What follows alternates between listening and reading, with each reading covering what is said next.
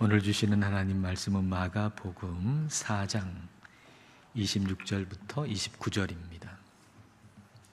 한 절씩 읽겠습니다. 또 이르시되 하나님의 나라는 사람이 씨를 땅에 뿌림과 같으니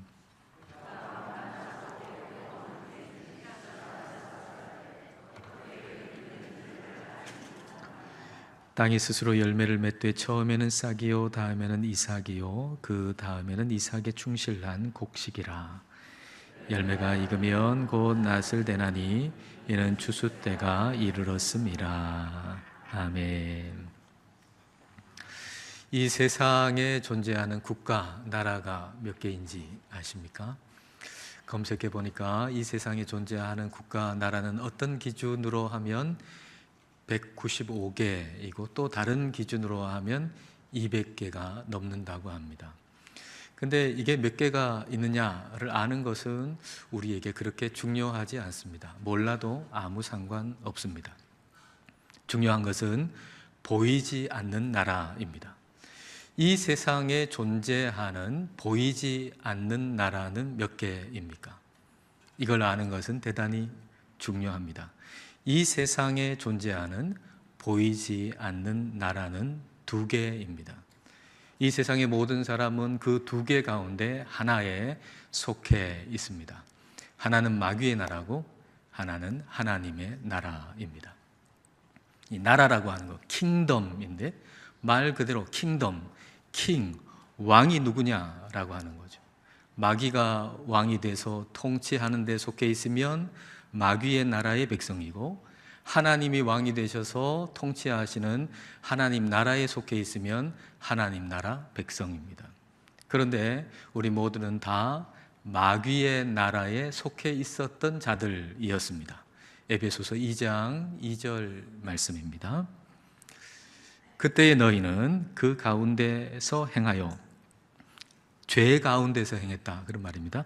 죄 가운데서 행하여 이 세상 풍조를 따르고 공중의 권세 잡은 자를 따랐으니 마귀의 통치하에 있었다는 말입니다. 곧 지금 불순종의 아들들 가운데서 역사하는 영이라. 마귀는 하나님께 불순종하는 사람들 가운데서 활동하는, 역사하는 영입니다.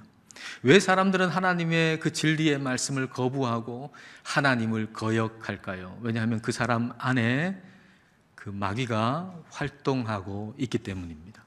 그 어둠의 영, 더러운 영이 하나님의 진리의 말씀을 가로막고 있기 때문에 하나님을 거역하는 거죠. 근데 그게 보이지 않는 세계니까 그렇게 마귀가 활동하고 있다는 사실조차도 모른 채 하나님을 거역하고 있는 것입니다.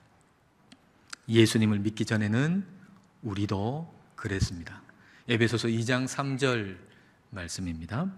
전에는 우리도 다 그 가운데서 불순종하는 사람들 가운데 속해서 우리 육체의 욕심을 따라 지내며 육체와 마음이 원하는 것을 하며 다른 이들과 같이 본질상 진노의 자녀이었더니, 우리도 이전에는 마귀의 나라에 속해서 마귀의 통치를 받은 사람들이었습니다. 마귀의 통치를 받은 사람은 마귀의 성품을 닮을 수밖에 없습니다. 교만, 미움, 용서하지 못하는 고집, 시기, 질투, 거짓, 음란, 더러운 것, 어두운 것, 이런 등등 마귀의 성품을 닮아가는 거죠. 근데 이런 성품은 가정을 세우고 공동체를 세우는데 전혀 적합하지 않습니다. 마귀의 성품은 어딜 가나 갈라놓고 무너뜨리고 해치는 그런 역할을 하는 거죠. 우리의 삶을 고통스럽게 하는 것은 바로 우리 자신의 성품 때문입니다. 마귀의 성품을 닮아 있으면 그 성품으로 인해서 우리 내면의 평안을 잃습니다. 마귀의 성품을 닮아 있으면 우리의 가정 안에 있는 평안도 다 빼앗겨 버릴 수밖에 없습니다. 그리고 다른 이들과 분쟁하며 살아갈 수밖에 없는 것이죠. 우리의 인생과 가정을 지옥처럼 만드는 것은 우리의 어떤 환경이나 조건이 아니라 바로 우리 자신의 성품 때문입니다. 우리를 지옥처럼 살게 하는 게 뭔가? 우리의 가정을 지옥처럼 만드는 게 뭔가? 다른 게 아니라 바로 우리 자신의 성품 때문입니다. 아마도 한 번쯤은 들어봤을 옛날 이런 예화가 있죠. 어떤 사람이 천국에도 가보고 지옥에도 가봤더니만 천국이나 지옥이나 똑같더라는 거죠. 다 진수성찬이라는 겁니다. 거기에 있는 그 진수성찬 먹을거리가 가득하더라는 거예요. 근데 숟가락이 긴 숟가락이더라는 거죠. 그래서 그 긴 숟가락 가지고서 음식을 떠가지고 자기 입에는 도저히 넣을 수 없는 그런 긴 숟가락. 근데 천국에는 다른 사람 떠먹인다고 떠가지고 다른 사람 주고, 그래서 다 행복하고 다 배부른데 지옥에는 자기만 먹으려고 하다가 아무도 못 먹고 그 진수성찬 앞에서 다 배고프고 다 불행하더라, 그런 얘기죠. 천국과 지옥을 가르는 것은 결국은 성품입니다. 성품. 우리는 마귀의 나라에서 마귀의 성품을 닮아갈 수밖에 없는 존재였는데 우리 하나님께서 우리를 건져주셔서 그 마귀의 나라에서 하나님의 나라로 옮겨주셨습니다. 골로새서 1장 13절 말씀입니다. 그가, 우리 하나님이 우리를 흑암의 권세에서 마귀의 나라에서 건져내사 그의 하나님의 사랑의 아들의 나라로 옮기셨으니, 예수 그리스도의 그 십자가의 보혈로, 그 죽음으로 우리는 마귀의 나라에서 하나님의 나라로 국적이 바뀌었습니다. 이제는 마귀의 통치를 받을 일이 없고 이제는 하나님의 통치를 받는 사람들이 되었습니다. 하나님이 왕이 되셔가지고 우리를 통치하신다라고 하는 것은 하나님이 완력으로, 힘으로 우리를 그분 앞에 무릎 꿇리게 한다는 게 결코 아닙니다. 우리 하나님이 어떤 분이십니까?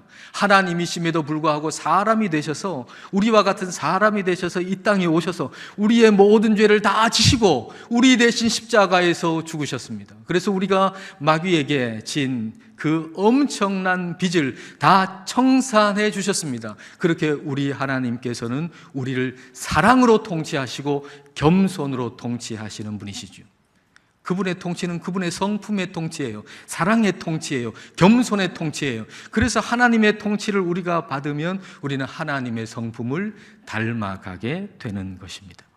하나님은 우리로 하여금 하나님의 성품을 닮아가게 하시려고 우리를 하나님의 나라로 옮겨주시고 그분의 사랑으로 우리를 통치해 주시는 겁니다. 베드로후서 1장 4절입니다. 이로써 그 보배롭고 지극히 큰 약속을 우리에게 주사 이 약속으로 말미암아 너희가 정욕 때문에 세상에서 썩어질 것을 피하여 신성한 성품에, 하나님의 성품에 참여하는 자가 되게 하려 하셨느니라. 하나님은 우리로 하여금 하나님의 성품에 참여하는 자가 되게 해주셨습니다. 하나님의 성품을 우리에게 나누어 주시고 그리고 하나님의 성품을 닮아가는 자가 되게 해주셨다는 것입니다. 따라서 하나님의 나라가 내게 임했다라고 하는 것은 하나님의 성품을 닮아가는 자가 되었다는 얘기입니다. 내 안에 성령님이 임했다라고 하는 것은 바로 하나님의 성품을 닮아가게 되었다는 겁니다. 왜냐하면 성령님은 하나님이시죠. 그리고 성령님은 인격이시죠. 그래서 성령이 충만하다라고 하는 것은 그분의 인격으로 충만하고 그분의 성품으로 충만하다는 얘기입니다. 성령의 열매는 사랑과 희락과 화평과 오래 참음과 자비와 양성과 충성과 온유와 절제잖아요. 그게 다 뭡니까? 성령의 열매가 뭡니까? 다 하나님의 성품과 관련된 것이죠. 그러니까 하나님의 나라는 곧 하나님의 성품입니다. 먼저 하나님 나라를 구하라는 얘기는 먼저 하나님의 성품을 구하라는 거예요. 먼저 하나님의 성품을 기도하라는 겁니다. 여러분 뭘 기도하고 계십니까? 돈 많이 주세요. 돈 필요하면 돈 구해야 되죠. 돈 달라고 기도할 수 있어요. 괜찮아요. 그러나 먼저 하나님의 성품을 구하세요. 하나님의 성품도 없는데 돈 많으면 망합니다. 우리가 구해야 할 것 하나님의 성품입니다. 그러면 하나님의 성품은 우리 안에서 어떤 식으로 자랄까요? 자, 오늘 본문 26절부터 28절입니다. 자, 다 같이 읽겠습니다. 또 이르시되 하나님의 나라는 사람이 씨를 땅에 뿌림과 같으니 그가 밤낮 자고 깨고 하는 중에 씨가 나서 자라되 어떻게 그리 되는지를 알지 못하느니라. 땅이 스스로 열매를 맺되 처음에는 싹이요 다음에는 이삭이요 그 다음에는 이삭의 충실한 곡식이라. 농부가 씨를 뿌리고 그리고 물을 줍니다. 거름도 주겠죠. 그리고 잡초도 뽑아주겠죠. 근데 농부가 할 수 있는 건 그것밖에 없어요. 그게 전부예요. 근데 자고 일어나서 가보면 싹이 나고, 자고 일어나서 가보면 이삭이 나 있고, 자고 일어나서 가보면 그 이삭에 곡식이, 나달이 맺혀 있는 겁니다. 그러니까 스스로 열매를 맺는다는 거죠. 이 말이 무슨 말입니까? 사람이 하는 게 아니고 하나님이 하신다는 거예요. 사람이 하는 거 아니다. 하나님이 하신다는 걸 말씀해 주시는 거죠. 우리 안에 하나님 나라가 자라는 거, 우리 안에 하나님 성품이 자라는 거, 이것은 우리 힘으로 만들어낼 수 있는 게 아니라 하나님이 자라게 해주셔서 그렇게 된다는 얘기입니다. 하나님의 성품에 참여한다는 거, 이 사실을 100% 인정할 때 비로소 하나님의 성품에 참여하는 일이 시작될 수 있습니다. 내가 만들어내는 거 아니고, 이 하나님의 성품이라고 하는 건 내가 만들어내는 게 아니고 하나님이 자라게 해주신다는 걸 우리가 인정할 때 하나님의 성품에 참여하는 일이 시작되는 거죠. 베드로가 베드로후서에서 하나님의 성품에 참여하는 자라는 단어를 썼잖아요. 신의 성품에 참여하는 자라고 하는 단어를 썼는데, 그것은 베드로가 직접 그의 경험에서 경험하고 안 걸 그 단어로 표현한 겁니다. 그렇다면 베드로가 어느 시점부터 하나님의 성품을 닮아가고 하나님의 성품에 참여하는 자로 그 출발을 했을까요? 그 출발이 어디라고 얘기할 수가 있을까요? 베드로가 예수님 모른다 부인하고 나서 이제 갈릴리 바다로 고기 잡으러 가잖아요. 그러니까 부활하신 예수님께서 거기에 베드로를 만나러 오셨잖아요. 그리고 베드로한테 네가 나를 사랑하느냐 그렇게 묻죠. 그러니까 베드로가 뭐라 그래요? 그렇습니다. 내가 주님을 사랑하는 줄 주님이 아십니다. 그렇게 대답하죠. 내가 주님을 사랑하는 줄 주님이 아십니다. 그런데 베드로는 이전에 주님 사랑하는 것에 대해서 자기 확신이 있었던 사람입니다. 예수님께서 십자가에 죽기 이전에 베드로한테 너 나를 3번 부인할 거다 그렇게 얘기하니까 베드로가 하는 말이 이런 식이에요. 아니, 모르는 소리 하지 마십시오. 예수님, 모르는 소리 하지 마세요. 내가 나를 잘 알죠. 내가 예수님을 얼마나 사랑하는지 내가 잘 알지요. 내 안에 예수님을 사랑하는 이 심장의 박동 소리를 내가 누구보다도 잘 듣고 있지요. 저는 예수님을 위해서 내 목숨을 내놓을 만큼 주님을 사랑하는 사람입니다. 자신 있게 얘기했죠. 그러나 예수님을 3번 모른다고 부인했습니다. 그 사랑에 실패했습니다. 그리고 나서 이번에 하는 얘기가 내가 주님을 사랑하는 줄 주님이 아십니다 라고 얘기하는 거예요. 내가 주님을 사랑하는 줄 주님이 아십니다. 이 말은 주님께서 나로 하여금 주님을 사랑하게 해 주시지 않으면 나는 주님을 결코 사랑할 수 없습니다. 내 안에 있는 주님을 향한 이 사랑, 이것마저도 우리 주님이 내게 주신 겁니다 라는 고백입니다. 예전에는 주님 사랑하는데 그 사랑의 주인이 나였어요. 내가 힘쓰고 애쓰면 다른 사람보다 더 예수님 더 많이 사랑하리라 생각했어요. 내가 주님을 충성하는데 그 충성의 주인이 나였어요. 내가 힘쓰고 애쓰면 다른 사람보다 주님께 더 많이 충성할 사람이 될 줄로 생각했어요. 믿음의 주인도 나였어요. 내가 힘쓰고 애쓰면 다른 사람보다 더 잘 예수님을 믿을 거라고 생각했어요. 그런데 내가 힘쓰고 애쓴 모든 것이 다 실패로 돌아가 버렸죠. 그리고 이제는 주인이 예수님이라고 하는 걸 경험으로 아는 겁니다. 아, 이 사랑도, 이 믿음도, 이 충성도 분명히 내 안에 있는 것 분명하지만 이건 우리 하나님이 내게 주신 것이다 라는 거예요. 예수님이 주시지 않으면 내 안에서 이런 것들은 자랄 수 없다는 걸 경험으로 안 것입니다. 베드로 안에서 하나님의 성품이 자라기 시작한 것은 사랑하고 믿고 충성하려는 자신의 모든 노력들이 실패한 바로 그 시점부터였습니다. 하나님의 성품이 자라기 시작한 건 내 안에 노력한 모든 것들이 실패로 돌아간 바로 그 순간부터였습니다.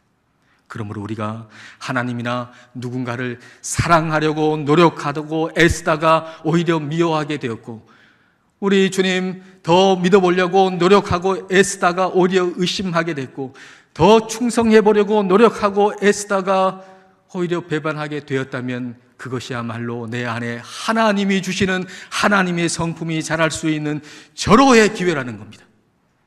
하나님의 성품을 내 안에서 자라게 하시는 분은 오직 하나님밖에 없다라고 하는 것, 그것을 경험으로 알 수 있는 좋은 기회입니다. 그러니까 그거 놓치지 마세요. 여러분이 지금 실패하셨다면 너무 좋은 기회입니다. 그거 놓치지 마십시오. 우리는 우리 힘으로 하나님을 사랑할 수 없어요. 우리는 우리 힘으로 우리의 배우자를 끝까지 사랑할 수 없어요. 우리는 우리의 힘으로 심지어는 우리의 자녀들도 제대로 사랑할 수 없어요. 자녀를 바르게 키울 만한 선하고 거룩한 성품이 우리에게는 없어요. 우리 자녀를 그렇게 아끼지만 우리 안에는 그 자녀들을 선하게 아름답게 키울 만한 그런 능력도, 그런 선한 성품도 우리에게 없어요.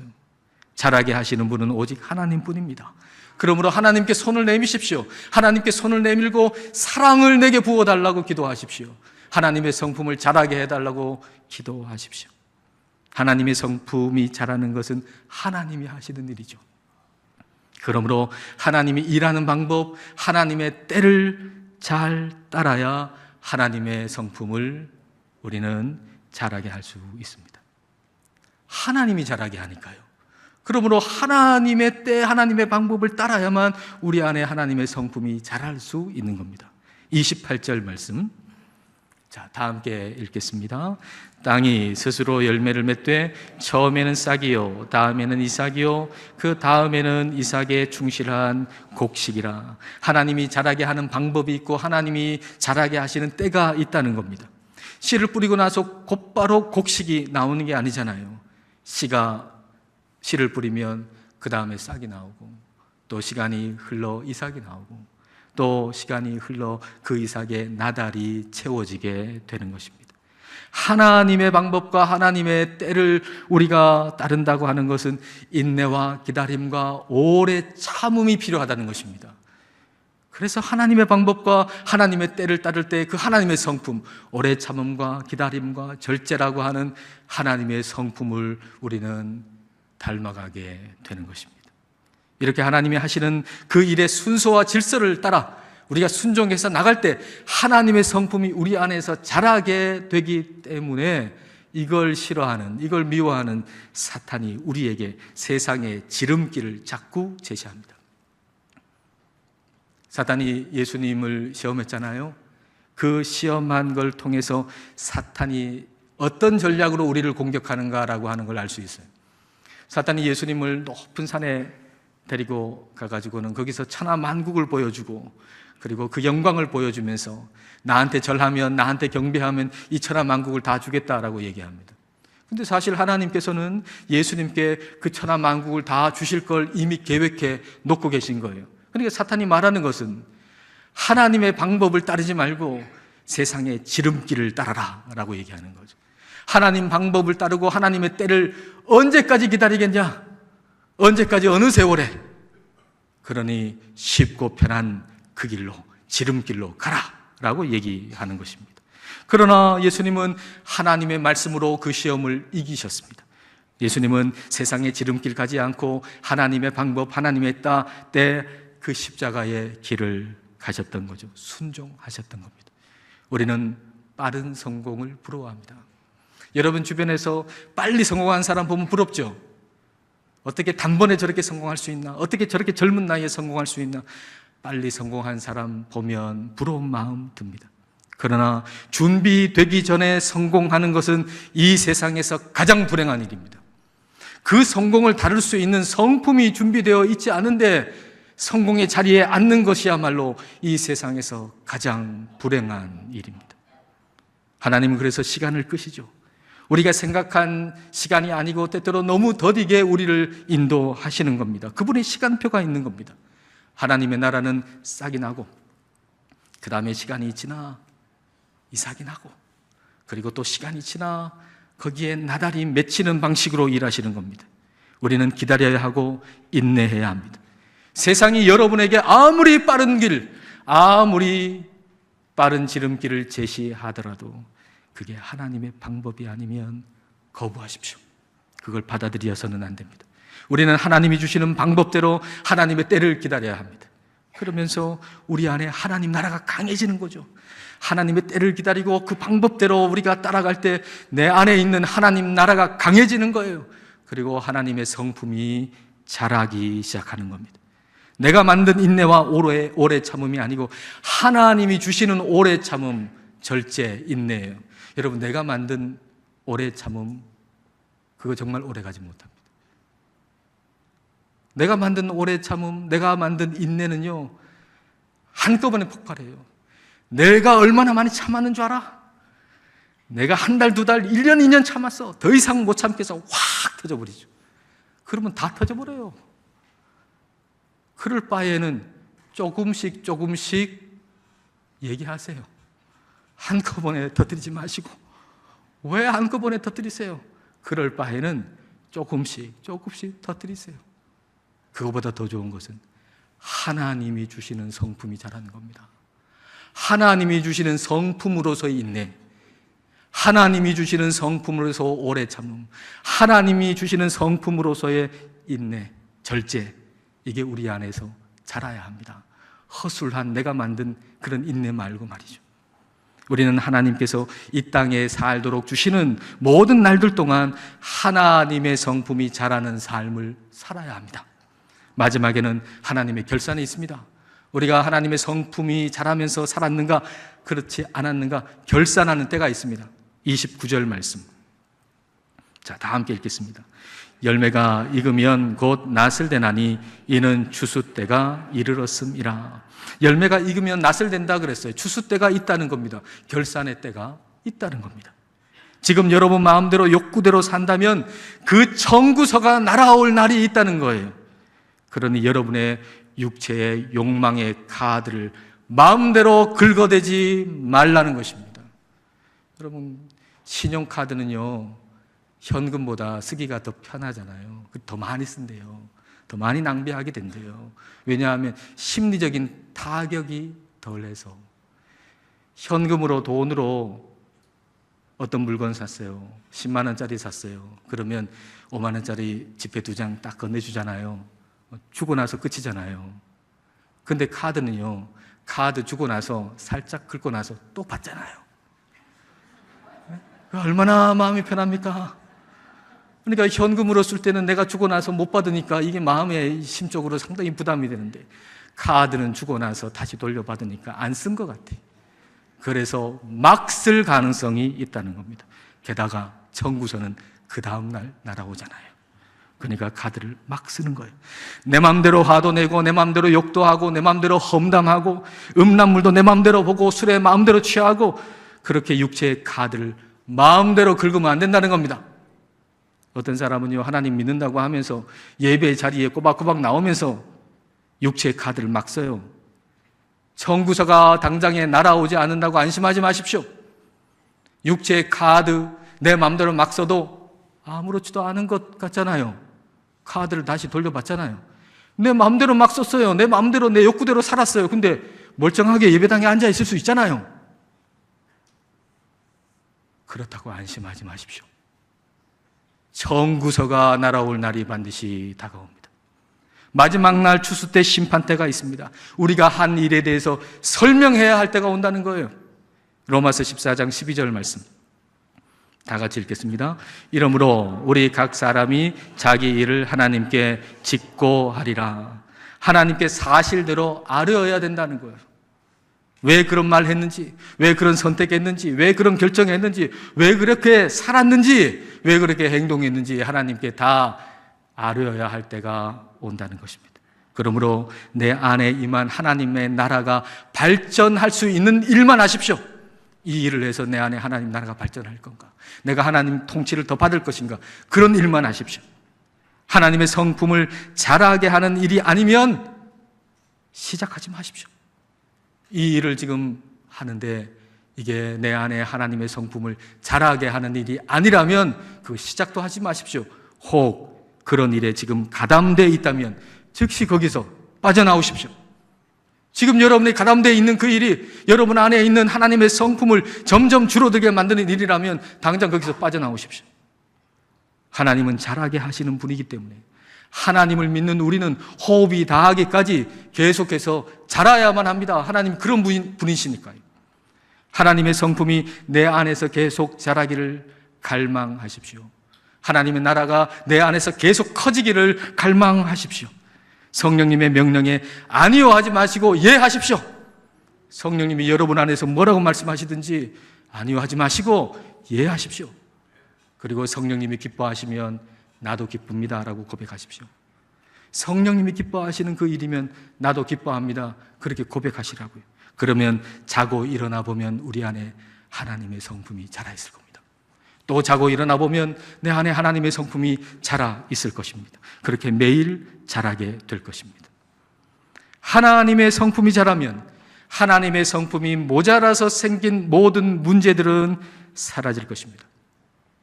우리의 삶과 가정과 교회와 모든 것에서 내 성품이 하나님의 성품을 덜 닮아서 일어나게 된 문제들, 여러분의 삶의 문제를 생각해 보세요.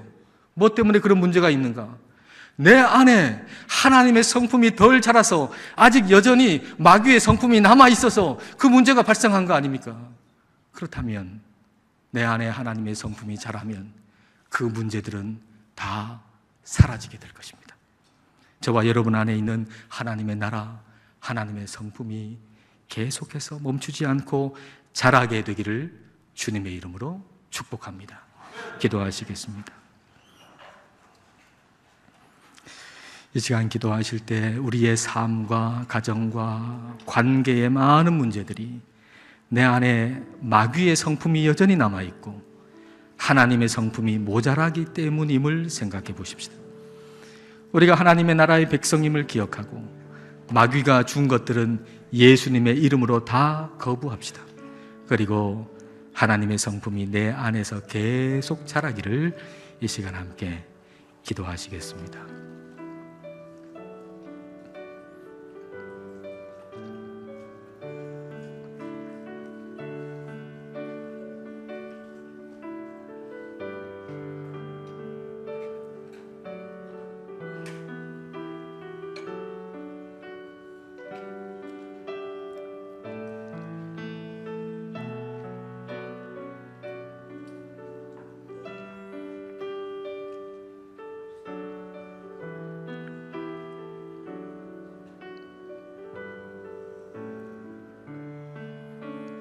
우리를 사랑으로 통치하시는 하나님 아버지, 어둠의 권세 마귀의 나라에 속했던 우리를 예수님의 십자가의 은혜로 하나님 나라 백성 되게 해주신 것을 감사드립니다. 그러나 우리들은 성령님이 주시는 음성에 항상 예라고 순종하지 못하여 하나님의 성품이 자라지 못하고 여전히 남아있는 마귀의 성품이 드러나곤 합니다. 그리하여 하나님 나라 백성으로 국적이 바뀌었음에도 그 나라의 평안을 경험하지 못하고 싸움과 다툼 속에서 살기도 합니다. 성령님, 하나님의 나라가 우리 속에서 더 커지기를 갈망하게 하옵소서. 하나님의 성품이 우리 안에서 계속 자라기를 갈망하게 하옵소서. 성령님이 하시는 일을 우리도 기뻐하게 하셔서 우리 안에서 역사하시는 성령 하나님으로 인하여 하나님의 성품에 참여하는 자로 살게 하옵소서. 예수님 이름으로 기도드립니다. 아멘.